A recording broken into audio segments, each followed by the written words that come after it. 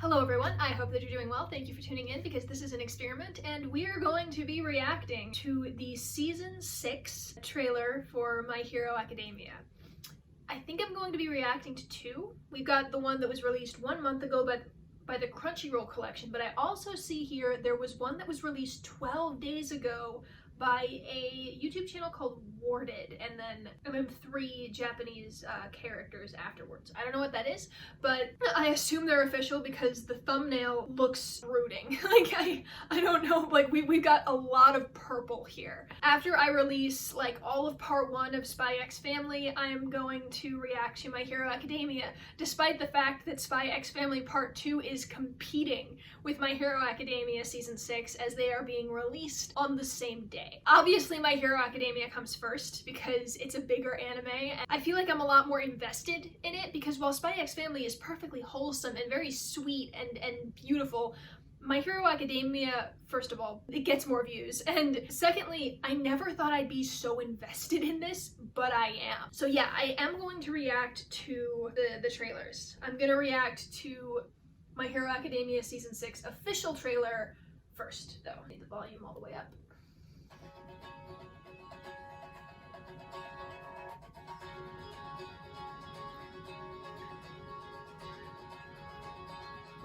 What is playing? Is it Spotify? Oh!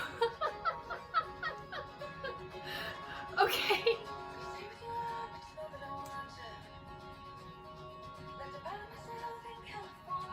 I don't know how many people heard that, but you know what? I will take a moment to plug it because it just started playing. This is a song called In the Summertime, which is from an album that was written by one of my favorite composers, Marcus Warner. And he and a bunch of friends, well, I mean, it wasn't recent, I suppose, but they recently finished a film called Twice Above the Atlantic that is going to come out soon. I don't know when, but basically like a coming-of-age documentary about Marcus Warner, who is an Englishman, basically traveling across the US and the things that he learned. I don't know, if you like found footage and you like really crisp and clear and like modern music, then yeah, go check that out. But sorry, without further ado, let's get into this.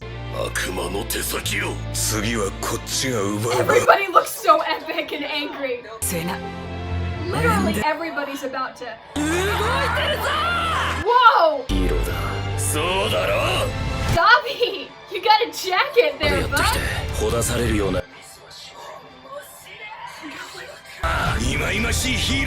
Everybody's going. Destiny Remastered! Oh my gosh, present mic! Oh my gosh! This one.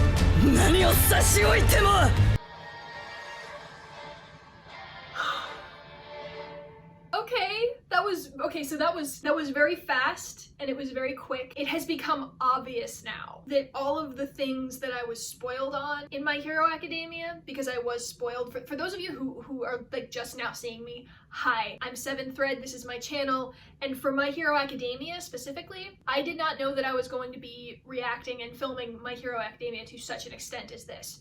I usually watched like reaction videos and reaction channels who watched My Hero Academia through that. The first season I have seen all the way through is actually season 5. So I know the story, and I'm pretty sure I know almost as much as any like regular anime watcher. But because of that, I did not care what spoilers came my way before I started the channel. So I actually have been spoiled on some significant stuff. Some of these things, some of these screenshots, I recognize and I'm hyped for. I'm like, oh no, it's happening. But I mean, the only things I was able to catch were like, Shigaraki now has like this Kirishima-like mask in place of his hands, which I think is like a reference to the treatment that Shigaraki underwent at the end of season 5, where he's like, I think Dr. Ujiko said that he might be able to claim one for all for himself. So that makes me think that because, and this is a theory that I've been having for a long time, and I think it's basically been confirmed, right? That like with Kurogiri, they were able to take multiple quirks and like put them into one body. And I'm pretty sure that's like going into detail a bit of like what All for One's power is. He can't just take and give. Maybe he can store as well and like put quirks into other people or into Nomus, I guess. So what's to say that he can't give Shigaraki a bunch of new quirks to prep him for this war? I mean, back in our Kurogiri video, Sam said she thinks that Shigaraki is being prepped to become the next All For One. So to add on that, doesn't that technically mean that All For One could give Shigaraki the All For One quirk? Because that would be terrifying for somebody who just wants to destroy is suddenly given the power to take. That doesn't sit well with me. Alright, well, now we're gonna watch the one that was released 12 days ago. Maybe there's new footage. I'm not sure. Let's go. Oh my gosh. Wow. Everyone's gearing up. Prepared what? He was never a small-time villain. Oh my gosh, Bakugo. Momo, what are you about to do? Momo's planning something. Oh god. Was that twice?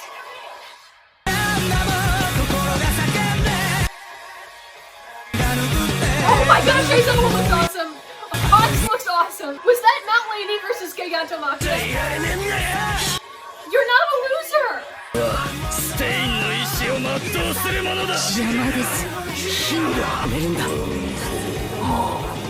What is happening? What is happening?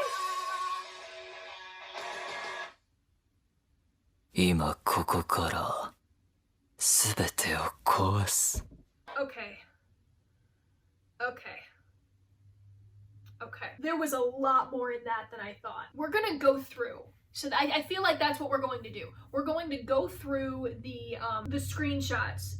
Where do I even start? That one had a lot more packed into it, like a hell of a lot. I think we go into that one first. I think this one we're going to work with first. Well, first of all, I mean, in this shot, like the purple fire, this is just brutal because it looks like, if you look in the background there, it looks like they've already destroyed a lot of the city. Plus Gigantomachia looks super small. I don't know, is his quirk like a growth quirk or is his quirk just like the most massive Hulk out you could ever see? We've got Redestro walking. Redestro is walking, so I guess he's maybe he's able to use his quirk to regrow legs or something. So yeah, we've got everybody here. We've got Getten behind like between Shigaraki and Redestro. I have actually seen theories online that Getten is a let me see if I can get this right.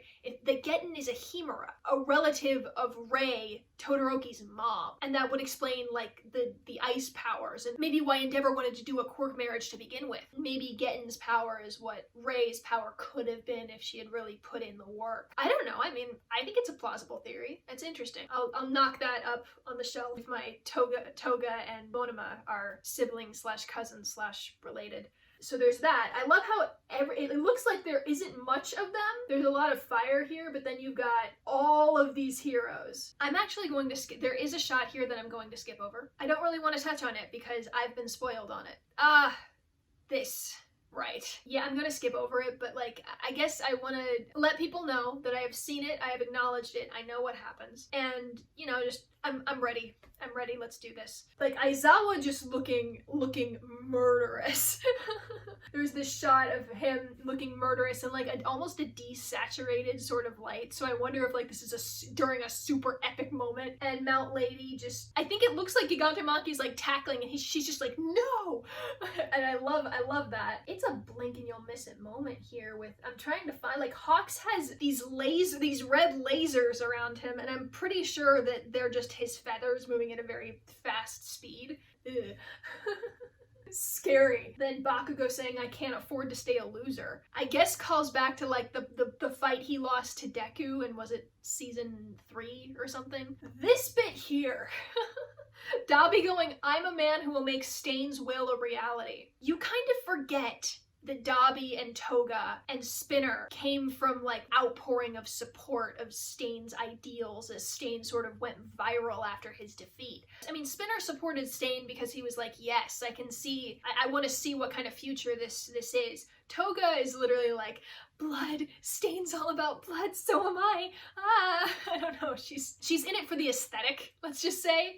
But she does want to create a world where everybody can live in peace, or at least where she's free to be herself. I don't know if that matches up with Stain's ideal goal, but then there's Dabi, and you're like, what is going on inside this guy's head? You really don't know, because he's cool, he's calm and collected, but like the times when he does yell and get vicious, you're kind of like, they're rare enough that they like there's a bell that goes off in your head, like what is this guy hiding? Who is he? And for him to yell this in a trailer makes me think maybe he's really the only one who gets Stain's point of view, his desire, you know. I just saw some clips from the Ultra stage of the Ultra stage musical, which had Stain in it. It's still fresh in my mind. I mean, maybe Dabi is so attuned to Stain's wills that he'll, like, if he and Midoriya ever meet face to face on the field of battle, Dabi might not do anything to him. I wonder. To me, that seems like Dabi really is like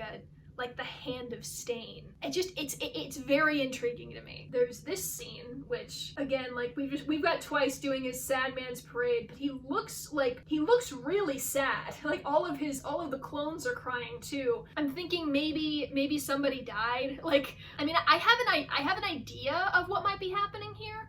I'm pretty sure I know what this is. I'm gonna say that right now. I'm pretty sure I know what this is and what this means, but in case it isn't, I'm going to speculate one of the League of Villains just took a heavy hit, or someone died. I don't know who will die, but I know people will die. There's no way that like both the hero side and the villain side will emerge without casualties, without deaths. So let's keep going. I don't know what else to say there, but let's go back and look at the other one, which again didn't give us much. We had like this old man talking. I don't know who this is. We see Redestro like with his stress spreading all over his face, which is cool. We've got Present Mike going absolutely wild, just like the scream of the century. It looks like Mirko, the rabbit hero, was fighting with like these Nomu in cages, which might be cool. I'd like to see her fight. I haven't seen her fight, but I know who she is. I think she's in the top 10, isn't she? She's like a really physical hero. We got Shigaraki in like his purple getup. Yeah, there's he's wearing some sort of mask. He's definitely in like some sort of tube container. Probably just getting imbued with so many different quirks. Dabi's rocking a new jacket. That's all I know. There it is. Just Hawks looking absolutely murderous. Oh my gosh. So I have seen this shot in the manga. And in the manga it looks so much more terrifying. Just I cannot wait to see that scene. But yeah, this looks okay. This looks appropriately scary. Those are my thoughts. After My Hero Academia Season 6 is over, I will definitely go back to Spy X Family. But I mean, still, we've got Fruits Basket, we've got Shadow's House. They are lined up.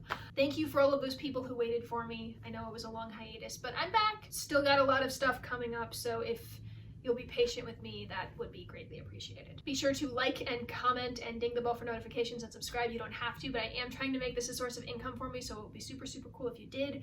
Please comment below. Like, what are your theories on what's gonna happen here? What are you excited for? Of course, no spoilers. Please don't spoil anything. I might have been spoiled on a few things. Please don't spoil anything. But I would love to hear your comments, concerns, theories, all of that. So yeah, thank you so much for staying and have a nice day.